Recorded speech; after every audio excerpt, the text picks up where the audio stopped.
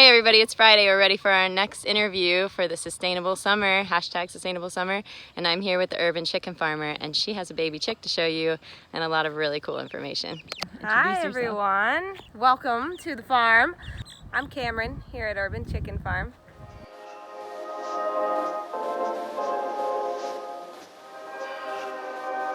I started keeping chickens like 5 years ago, and I did it because I wanted better eggs.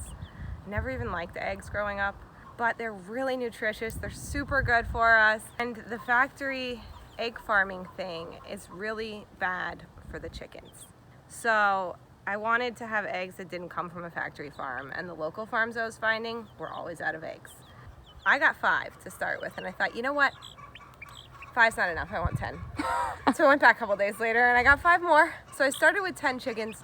So how did you end up with 60? Because that's how many there are now, right? Right. So when I got to 10, I was working a full-time job in the office, in a cubicle. First 3 years, I had just had my 10 chickens, and I farmed when I could. I just was trying to grow things around my yard too, and just be more sustainable from the food system. But I found someone to replace me so that I could do this full-time.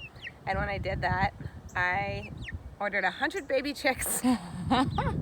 The reason I got all the chickens is because with my 10 chickens that I had, I never had enough eggs for everyone who wanted them. And so I thought, okay, I'll get more chickens, then I'll have eggs for everyone who wants them. But I still don't. Just the demand became higher. Right, the demand became higher. And what I realized through the process also is you really don't make money selling eggs. The way that I raise the chickens with the whole grain, organic, non-GMO feed is expensive. So I started selling hens to people who wanted their own backyard flocks. And my focus now is to really encourage everyone to have their own little backyard flock. Yeah. So that you can have your own eggs from your own yard and not rely on the food system and not worry when the store runs out of eggs because you have them in your backyard. At least 1 in every 3 to 5 households should have 5 to 10 chickens in the backyard, because if that many people had them, we wouldn't need an egg industry. We wouldn't need factory farming for eggs, and we wouldn't have sad, unhappy, caged or warehoused chickens producing eggs for us. We'd all have healthier eggs, and there wouldn't be a bunch of unhappy chickens. Chickens are like therapy too. If you're depressed, if you need a reason to get up in the morning, chickens. Yeah. You'll get up, you can watch them. Watching them is incredible. Watching them peck around. I mean, these guys are just pecking around. They're looking for bugs. Miguel's watching over them. You can watch their whole flock structure, right? Or waiting for his chance, but he really does protect them. He shows them where the food is. He steps aside. He lets the ladies eat first.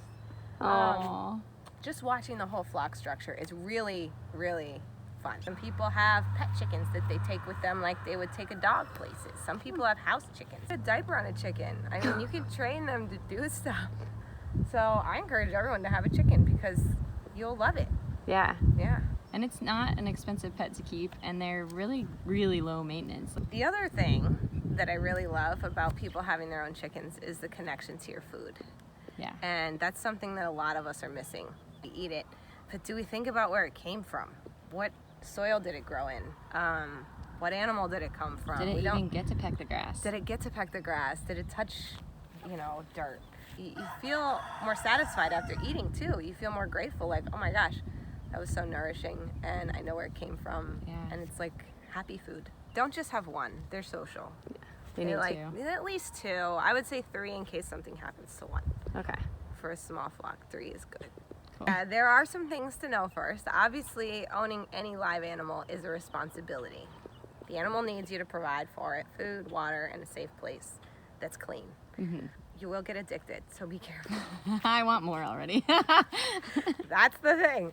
So don't do that, because then you'll get yourself into a management issue. You're like, I wanted more because they're so cute, but now I'm spending so much time doing this, and you'll burn out on it. Yeah. And in a year, you won't want chickens anymore. Always later for more chickens. I like to look at the chickens and see what they're doing. So if they're in an area and they're pecking each other, then they don't have enough space. Yeah.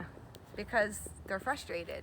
So they need bigger space. They don't all have to free range, right? They could be No. in their open run, or yeah, they could be in a run this kind of or an situation enclosure. here. Yeah, these babies have never been free range yet. They're too young and they need protection still. They won't miss free range if they never had free range.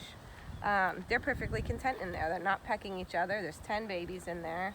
They have food, water, They've got it all. Big thing to consider is that when you go on vacation, it's a lot easier to find a dog sitter than it is to find a chicken sitter. When you look into getting chickens, pre-plan ahead who in your circle of friends or neighbors would be a good candidate to watch your chickens when you want to go away. It's good to have that lined up ahead of time. Yeah. I don't do chicken math. I count my chickens every single night to make sure every single one is here with real math. But some people have chicken math and they say, oh, I have 5 chickens, but my chickens have chickens. And then they don't even know how many chickens they have anymore. Oh my gosh. And that's called chicken math. Don't do it. I really wanted an egg rainbow when I first got chickens. And I had the 10 and I thought some were gonna lay blue and green and I only got tan eggs.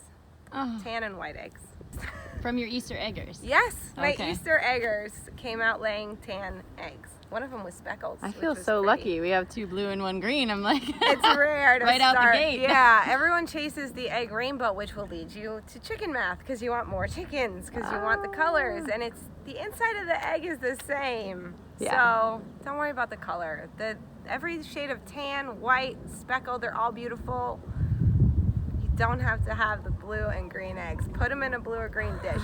And it's so intimate. You get to know your chickens by their eggs. You do. You know which egg comes from which chicken, which can lead you to know more about their health too.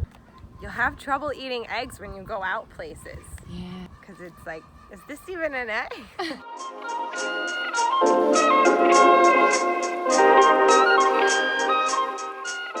So depending on your situation, if you have an enclosed area or if you have free range, you'll want to tailor the breeds you get to be happiest in that situation. Some breeds hate confinement, some are good with it. Mm-hmm. I always thought the Cochins were not tailored for this because they have feathers all the way to their feet. I thought, they're going to be hot.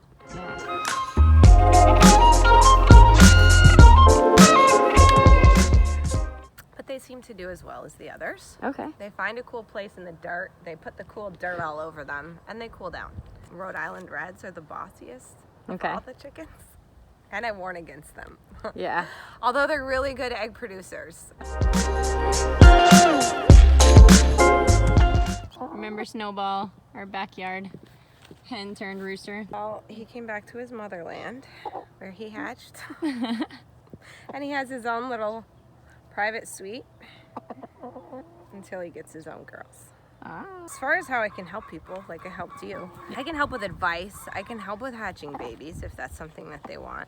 Or I can help them choose breeds, or I can help people design their space so that it's best for the chickens and get everything situated. Yeah, we looked at so many coops, and you were like, we need lots of air. We need Especially down here, Yeah. airflow's major. I think at least locally too, knowing that these eggs, if they had them hatched from you, or they had some of these new babies we'll look at in a minute, then they're already used to this farm life. It's completely organic. I don't treat my chickens for illnesses with antibiotics or medicine. I give them vitamins like vitamin E, give them some colloidal silver, and I hope that they pull through.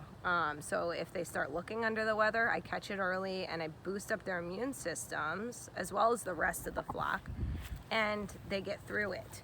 When you hatch out babies from chickens who have been raised that way, they're immune to whatever the mother hen has already gone through.